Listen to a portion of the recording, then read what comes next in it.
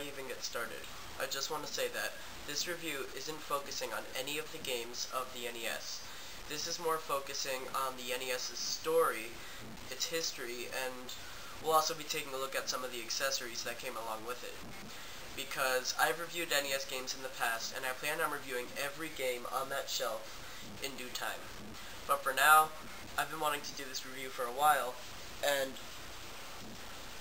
also, like I said, the accessories that come with the NES. It's gonna be fun.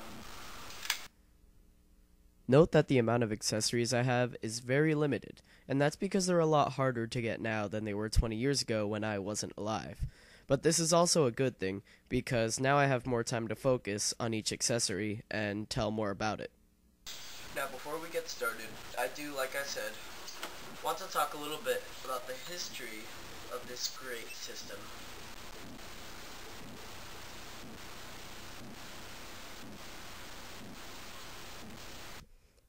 Of course, the Nintendo Entertainment System wasn't the first big system. There were also systems like the Magnavox Odyssey, which was the first system that you could play at your house, and systems like the Atari 2600, which also left their mark. But in my opinion, I think that the Nintendo Entertainment System had the biggest impact on gaming, as well as some of the things like Nintendo Power and the characters we know so well today. Now, truthfully, I don't even use my NESs that much anymore. And it's kind of messed up because now I just use them to prop up my Game Informers and comic books. And the bad thing is, I have this whole great inventory of games that I don't even play anymore. But that's because I've been a big fan of Street Fighter ever since Street Fighter 4 came out, as you can see. But let's move right into our first accessory, the NES Light Gun. So the Nintendo Light Gun, which was also called the Zapper, was made when game makers pretty much said, who needs this anymore? And what did they come up with? What we know today as the Zapper.